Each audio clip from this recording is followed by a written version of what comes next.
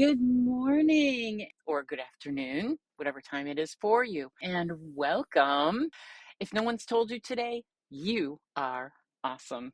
Thanks again for joining me. We're going to dive into an issue that may interest quite a few of you. It's fascinating and at times it's just frankly baffling. It's the adventure of dating over 50.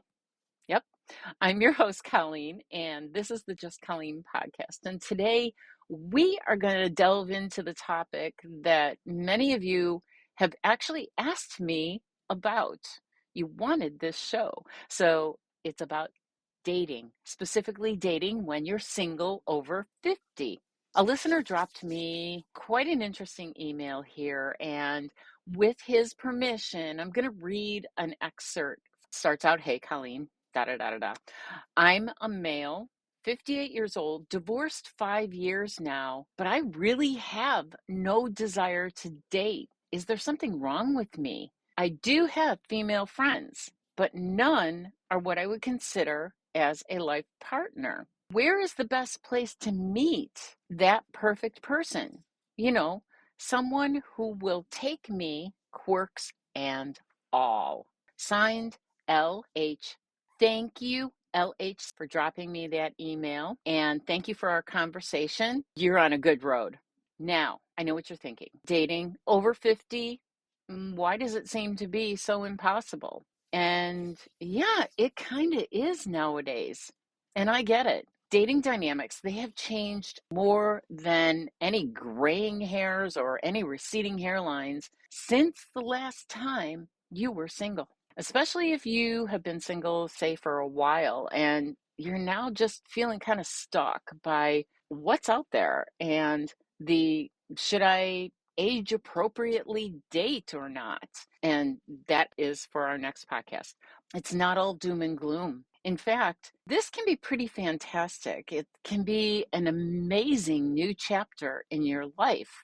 But first, let's address the huge elephant in the room, the dating blockage. I mean, really, are you out in that single dating scene? You're over 50, and for some reason, you're just feeling stuck. You're feeling frozen or completely out of practice, and you're not sure where to even start. Maybe you were in a long-term marriage and the thought of online dating or making small talk, even in the grocery store aisle, it feels like someone's pulling teeth. It starts out super exciting. You're all ready for that glistening white smile. And then, yeah, it just seems to totally fizzle out. Or, it just gets kind of, it kind of gets awkward. Or, you get past that first coffee date, but then you get ghosted and not know why. Well, the first step to overcoming this is to acknowledge that wanting to start dating again and feeling flustered, it's totally normal. Don't beat yourself up because of it. Don't think that you're broken, because you're not. And don't think that you're undateable, because you're not. You're just a little rusty. And no worries, because getting back into the flow, it's not going to happen overnight. And remember that one person that you end up dating, maybe in that same situation and a little rusty too, and will lead you both into an entire date of laughter. But at this point, the most important thing is embrace your single life.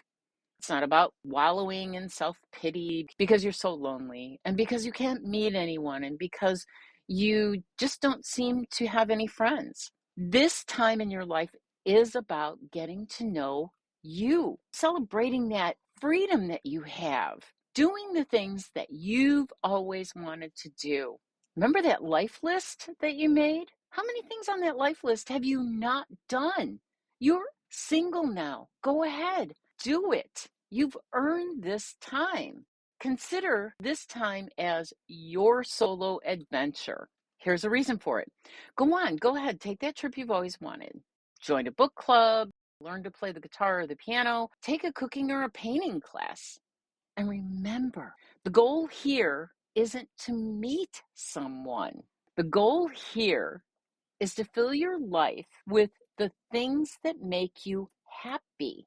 Because when you're busy living a full, adventurous life, you actually become more naturally attractive to others. And when you're not looking for a partner to complete you, who knows? You'll be surprised by the things that actually find you when you're not looking. Mm-hmm. So now some of you jumped onto a dating app. That's okay. Whatever you do, don't activate it. Go ahead, take a look around, go and browse through, look at the photos, the bios, and remember that others, including you, are in the same boat. It's a low pressure way to just kind of dip your toes in the water and get a feel for the type of person that you may even be looking for to date. However, and I can't emphasize this even more, really do your due diligence. Watch out for scammers. They're very heavy out there right now. And whatever you do, don't divulge any personal information. Okay? All right. So here's the reality of dating over 50. So you've been single for a while. You've enjoyed your single life. And now you're ready to get back out there to actually get into a relationship. What should you expect? Well, keep in mind the dating pool is so different nowadays. It's less about finding someone to build a family with because you're over 50, right? It's more about finding a companion, a life partner, someone to share adventures with.